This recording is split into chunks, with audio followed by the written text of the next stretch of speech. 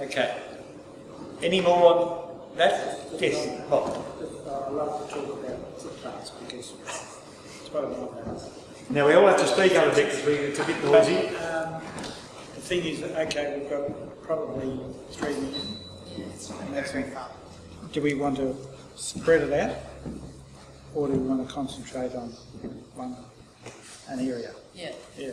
Look, it's my personal opinion that $3 million will just be to sort out the traffic lights at that roundabout. But there's no point asking for a wooden goblet when you really want a gold goblet, is there? You might as well ask for a gold goblet and then be happy that you get a goblet. Yeah. Or hold the water in your hands. Yeah, I understand what you're saying. Yeah. This footpath is really a council issue, and the road is more a Vic Roads issue with lighting and roundabout and traffic. That's right. That's right. But if the curb and channel somewhere up there. Curb and channel leads to footpaths. Yeah. I'm with you. And the roadway has to be wide enough for a bike lane. Yes. It's safe enough for bikes to want to go down there. Yeah. And so that extends from the bike trail, which is at the railway station. Yes. If they can curb and channel the rest of High Street all the way to Mortimer's, where the curb and channeling starts, yes. And that would allow them to build a bike lane all the way along that street because it's very dangerous. And where the road ends, it's just gravel and dirt, so they need to seal it to the edge, and then create a bike lane, create a footpath, and try and not charge the specific residents, because it needs to be a Vic Road thing rather than a council thing, because otherwise they want to charge the residents. That's right, and the main road is Vic Road. Yes. What happens on the highway as it is, the road is Vic Roads. And that would enable people to ride along the rail trail, see the station, come to town, or go further along and go down Princess Street, which is not an unreasonable access to get into the shops as well, because it's sort of a kilometre from the rail trail to where we are here. The other issue also is that if we have the bike lane set up the way we want it, and Neil has been a driver of this one as well, the bike lane extends down and comes back up Beacon Point Road. You could have a complete circuit where people could come and ride through town and stop for a coffee and, put some money back into the place instead of just, perhaps just going to the station and going down to Queensland for a couple. The other thing, if you're putting signs off the rail trail, you can put one down through McLeod's Waterholes, Crimea Street. Yep. You go down that way, down to the football ground and pop up the other side of the road. Princess Street is another one. And even Jetty Road, because Jetty Road now has this wide footpath down the west side, where the new developments are. So if that can be linked again to the rail trail, it enables people to walk. Getting off in Wyndham Street is another one. That Crimea Waterholes connectivity, that has been listed a long time ago as a school route for the kids to get back out to Anderson Street schools, and so it's all part of the same solution. Okay, we have another question here and then one behind. I was just going to say in relation to the footpath issue in Vic Roads, the proposed bypass takes the traffic around Drysdale onto the Whitcombs Road where it enters the Port Arlington Road, which I sort of feel for most people that live on the Beacon Point Road vicinity of Clifton Springs, they'll then go up Whitcombs Road to take the bypass. And there's no footpath down that bottom bit of Beacon Point Road where you see the kids on their bikes. Already it's a really dangerous intersection and a lot of the kids are trying to get home down to that bottom end of Beacon Point Road. So I guess while we're talking about, I know we're just talking about High Street, but while we're thinking of footpaths in relation to Vic Roads, could we put forth that the bypass will increase the risk because there'll be more cars fed onto Whitcombs Road? Yeah, that Bayshore Road. And that surely the community of that area deserves footpaths as much as they deserve it. The issue there will be because it's a council road, they will rate the people on the side of the street to where the footpath goes. But if Vic Roads has created the issue by we might be able to bypassing offset it against. Yeah, because Whitcombs Road will have to be upgraded from whatever some sort of secondary road that it is to, it'll be a primary access point under the current design because it's got that main roundabout on it. So there'll be some archie-barchie there, I suppose. I think we can put to them. Yes. The funding that you mentioned, is that Vic Roads funding? For the bypass? for development of High Street? I think it's, well, at least Neville has promised us, so whether it's coming out of that budget for the fast tracking that budget, 2 or 3 million from the budget for the bypass, or whether it's something separate, but she's promised it. Because it seems to me that council and big roads are working independently of each other. I've made suggestions to Sam Perotta after he was here, sent emails. I spoke to him the night we looked at the plans, and the roads that I wanted to develop, I wanted to redirect traffic down Corriel Road, Hermsley Road. Yes. And his excuse is they're not our roads, that's council. Yes. So it would make sense to me that they have a more collaborative approach and actually have members from each of those organisations working together on this.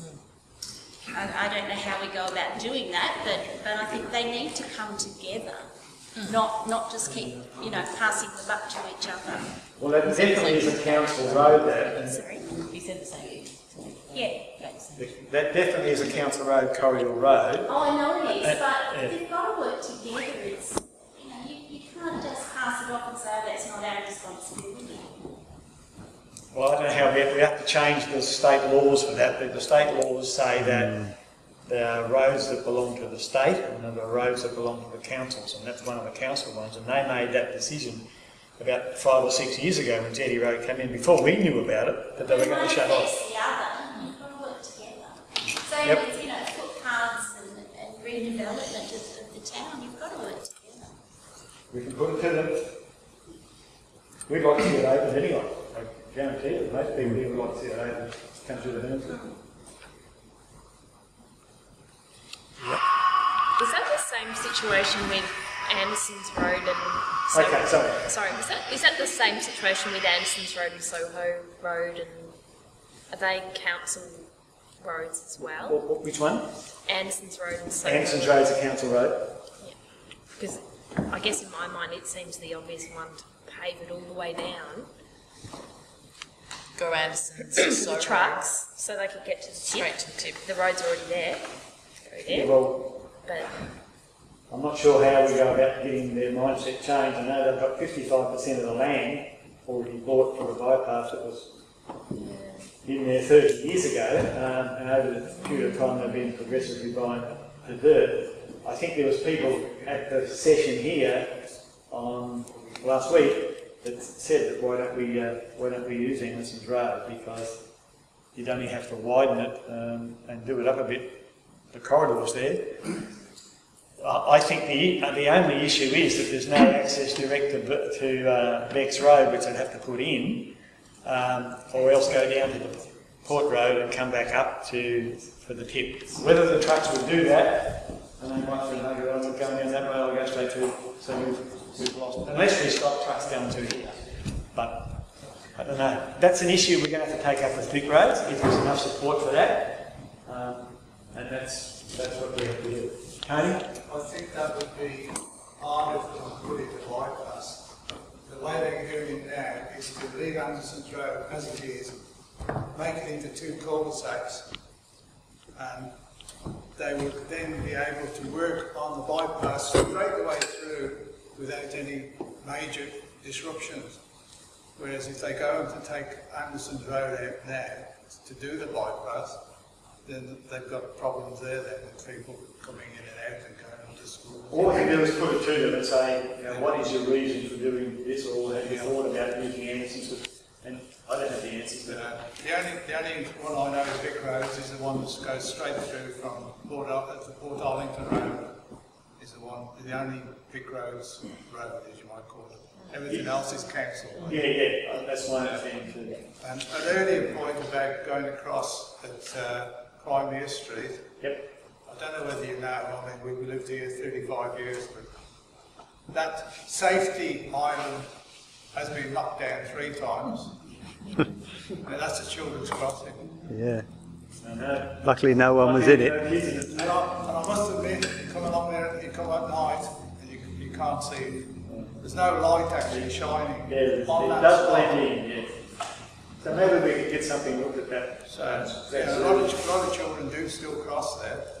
not always on the safety around. I think they've learned the lesson. David, Yeah, just a comment, if you're contemplating approaching Vic Roads about Anderson's Road becoming a bypass, it would require a flyover, it would not remain a level crossing, because PTV, Vic Track and Ballerine Railway will not, and the Heritage Advisor that covers tourist railways will not support level crossings, and that's why the bypass currently is a flyover over the railway. Yeah, I wasn't able to make that the last meeting. I know Chris was in attendance at that, but we currently have in excess of 1,000 train movements a year, and as our traffic increases, we hope that that will increase as well, and certainly Anderson's Road, if it was to... that is a flyover, is it? It is, Okay. it is, the bypass is a flyover. Okay, yeah. It's not a level crossing. Okay. There has to be a grade separation for this bypass. So that would increase the amount of disruption of Anderson's Road. It's not just a matter of widening it. It actually has to be a grade separation. That answers that question. One off. Thanks, David. Okay, up the back. Anderson Road got a big hill in it, and the bypass road is being made level. So if you use Anderson's Road and level it out, I think some people might have problem get up their drive as the driveway up. Have we got any more questions on that bit there? Well, Yep. talking about Addison's Road, I think it's crazy that a bypass actually is looking to segregate 3 schools and a future sports precinct from the township. That's not a bypass, that's a dissect pass. Like, I think using the vicinity of Anderson Street or the bypass just going south of it is short-sighted because the schools are on the wrong side from town. I think the bypass should actually go south of the schools. They should cut through Belcher's Road and then connect around to Princes Street and Clarendon Street. I think using the Anderson Street corridor is short-sighted too. I actually agree with you, but I think there's too many big landowners up there. You know, you've got Lura Park and all that round there. To me, it would be better to go to the back of the Lura Park and up Belcher's Road and out that way. And then the schools would actually have a loop. Big roads have actually looked at it, so I don't know why they've chosen that route. Not trying very hard. No. My answer to that is the ring road was planned before the schools were there. Why did they even build them there in the first place? I agree. Now that's short-sightedness. That's right. Right? They should have built them somewhere else, but they didn't, like a lot of other things. But that's, they knew it was coming. Yeah. I mean, I went to the first meeting in 1981. Yeah, and the sports And there was nothing there. And the sports precinct's designated for there as well. Well, they missed the boat, didn't they? Again. All right. So these. Sorry, I was just going to say, can we just come back to High Street? Yeah. How much consultation do we have? Like, what's the time frame for this? Lisa Neville indicated that she wants this sooner than later. I don't know whether she wants to get runs on the board or what it is, but she's keen to have something done at High Street fairly quickly, from my understanding. Is that the rest of the committee sort of share? And in terms of feeding back to Vic Roads, though, about the bypass, I think I saw a date that said the 30th of April. Or I was just talking about High Street. I know, but for me, I can't separate the two issues. I think if you want to feedback about the bypass, I think getting stuff in about High Street, it'd be a good idea to get it done before the 30th of April so that they can consider it.